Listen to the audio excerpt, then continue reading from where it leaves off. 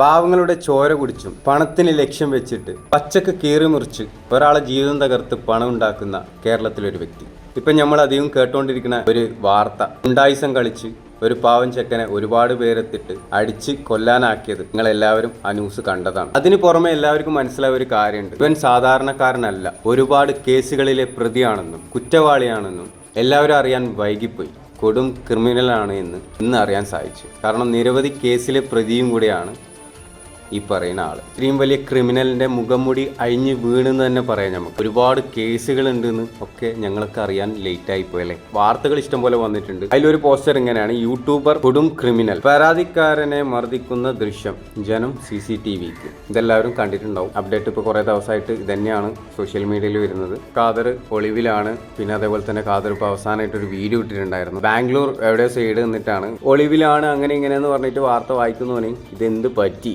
മറ്റുള്ളവരെ ഒളിവിലാണെന്ന് പറയാൻ ഭയങ്കര ഉഷാറുള്ള ഒരു വ്യക്തിയാണ് ഈ ഒളിവിൽ പോയേക്കുന്നത് കേട്ടോ. വേറൊരു പോസ്റ്റർ ഉണ്ട്. ഇപ്പോൾ ഇത് ലേറ്റസ്റ്റ് ആയിട്ട് വന്ന ഒരു പോസ്റ്ററാണ്. ജനം TV-യിലാണ് ഇത് വന്നേക്കുന്നത്. 11 വയസ്സുകാരിയെ അപമാനിച്ചു ഒളിവിൽ കഴിയുന്ന യൂട്യൂബർ ഖാദർ കരിപ്പൊടിക്കെതിരെ പോസ്കോ കേസും, അതായത് പോസ്കോ കേസും കൂടെ വന്നു. അതായത് മിനിയാന്ന് വന്ന പോസ്റ്ററായിട്ട് ഇത് ലാസ്റ്റ് അപ്ഡേറ്റ് ആണ് ഇപ്പോൾ വന്നേക്കുന്നത്. ഏകദേശം ടോട്ടൽ 7-8 കേസ് അങ്ങനെ എന്തോ ആയിട്ടുണ്ട് ഇപ്പോൾ ടോട്ടൽ ഈ ഖാദർ കരിപ്പൊടിക്കെതിരെ.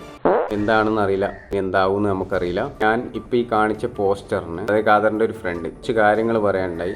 അത് നമുക്കൊന്ന് കേട്ടോക്കാം ആദ്യം. പോലീസ് ഡിപ്പാർട്ട്മെന്റിനോടും പിന്നെ പ്രത്യേകിച്ച് ബേക്കലും പോലീസിനോടും കേരള പോലീസിനോട് എന്തെങ്കിലും പറയാണ്ടെങ്കിൽ സ്റ്റേഷനിൽ പോയിട്ട് പരാതി കൊടുക്കണം. ഈ സോഷ്യൽ മീഡിയയിലുള്ള കാര്യം സോഷ്യൽ മീഡിയയിൽ സംസാരിക്കണം. അവസാനം തോക്കുന്നെന്ന് അറിയുമ്പം കേസാക്കിയിട്ട് അവരെ ലോക്കാക്കുന്ന ഒരു സ്വഭാവമാണ് ഇവരെ. പിന്നെ ജനം TV-ക്കുള്ള ചില ഊള ചാനലുകാരോടാണ്. ജനം TV-യിലുള്ള ചില ഊള ചാനലുകാരുണ്ട്. പബ്ലിക് കേരള എന്ന് പറയുന്നത് ഊള ചാനലല്ലായിരിക്കും.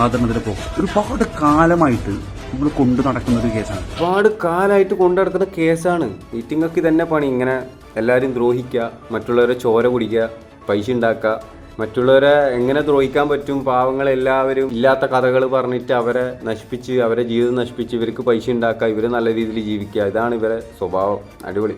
അതായത് ബാക്ക്ഗ്രൗണ്ടിലുള്ള BGM ആണ് സഹിക്കാൻ പറ്റാത്തത്. നിയമപരമായിട്ട് തെറ്റാണ്, കേസെടുക്കേണ്ടത് തന്നെയാണ്. പക്ഷെ അത് പോക്സോ പരിധിയിൽ. നീ തെറ്റ് ചെയ്തതെന്ന് സമ്മതിച്ചല്ലോ. ഖാദർ തെറ്റ് ചെയ്തതെന്ന് ഇവന്നെ സമ്മതിച്ച്.